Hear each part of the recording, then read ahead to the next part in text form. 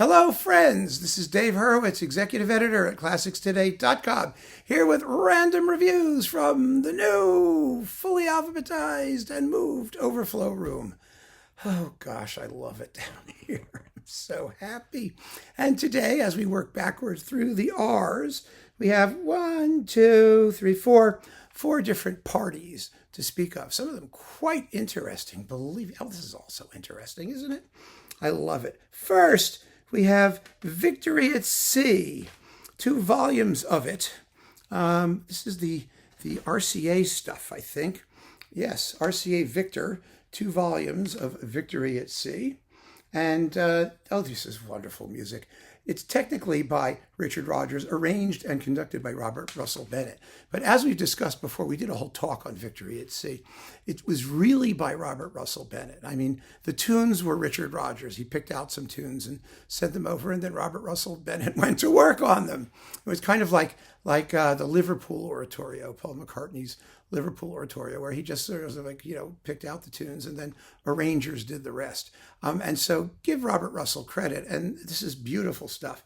This is Robert Russell Bennett conducting the RCA Victor Symphony, which was a studio orchestra. It's 67 minutes on one disc, 67 minutes on the other disc, and lots of music, including the Guadalcanal March and the Song of the High Seas and all that juicy stuff.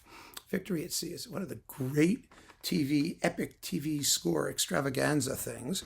And I love it, and I'm sure you should too, or you will too if you don't already have it. I don't know if these things are still available. I hope they are. I really are. And then we've got this wonderful disc of George Rochberg and Jacob Druckmann.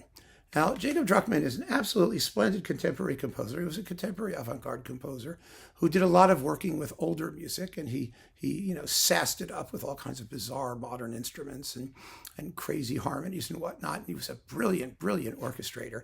This is his work, Prism, which is delicious. It's based on music by Charpentier, Cavalli, and Cherubini, all based on the myth of Medea. And he sees them through a prism. And, it's a wonderful title because, I usually hate titles because they don't say anything about the music, but this does, because the originals are refracted through the lens of modern music, and it's just brilliant, absolutely brilliant. But this is under R for Rochberg, right? Rochberg's Oboe Concerto with Joseph Robinson oboe. It's 18 minutes long. It's a tough, thorny, Rochbergian work. What can I tell you? I got this for Prism, but I keep it under Rochberg because it's just easier to find. And someday the Oboe Concerto is going to really get me, I think. Right now, it's not one of my favorite pieces. But then again, Oboe Concertos are kind of difficult anyway, usually, aren't they? Don't you think? And then we've got, let's see, some more Rochberg, some string quartets, numbers 3, 4, 5, and 6. Now, these caused enormous consternation when they came out because they were based on tonal things like late Beethoven, and there's the variations on the Pachelbel canon in the string quartet number 6. They're wonderful pieces, these quartets. Again, they're tough. They're not easy listening, but they are brilliant and wonderfully well argued and exciting to listen to. And, if you want to sink your teeth into something and give it a real shake, then these 4 quartets are pretty amazing. They really are. I love them. I really do. I think they're wonderful. I don't play them that often because, music that's a struggle, you need to parcel out, right? But it's very, very good stuff. Then we've got the Klezmer Suite, music of Sid Robinovitch. Now, Sid Robinovitch is a Canadian composer. This is a CBC Records production. Here it is. There it is, Robinovitch. And it's really kind of cool. We have the suite for klezmer band and orchestra, and then the concerto for saxophone quartet and orchestra. Now, generally speaking, I detest saxophone quartets. I really do, because they just annoy me. But I like this guy. This guy's interesting. And then we have Camptown, concerto for banjo and orchestra, which is only 8 minutes and 34 seconds, mercifully. But the performances are quite splendid.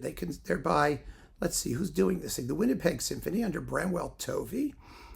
Saxology Canada is the saxophone soloist. Fingen is the klezmer band thing that they're doing. And Daniel Kulak is the banjoist, the banjoist. really a nifty original guy that you'll probably not hear much else by. So there it is, Sid Robinovitch. Yeah, I like it. What can I say? And last but not least, Paul Robeson, Songs of Free Men. This is a collection of a bunch of things that he did with the Columbia Concert Orchestra under Emmanuel Balaban and Lawrence Brown piano. This was issued on the what was this called? Masterworks Heritage Vocal Series. This is a beautiful, beautiful edition that Sony did, Columbia, did, Sony. And it lasted like 15 minutes. I mean, they issued some stuff and then it all just kind of disappeared and they discontinued the series because, well, I guess they couldn't sell a lot of them. I mean, did they really think that they would? But Paul Robeson, of course, is a figure of historical significance in the history of classical music and music generally. And you get him doing a bunch of spirituals and all kinds of other stuff, songs by Mendelssohn and Blitzstein and Anonymous and Gretchaninov and Mussorgsky and Chutzum and Strickland and Hammerstein, okay, from Showboat and just Gershwin, and wow, just a wonderful collection of early recordings when he was really in his vocal prime. Beautiful stuff. Absolutely beautiful stuff. So that goes there. And that, my friends, is this little batch of random reviews from the new Overflow room. Keep on listening, friends. Thanks for joining me. Take care.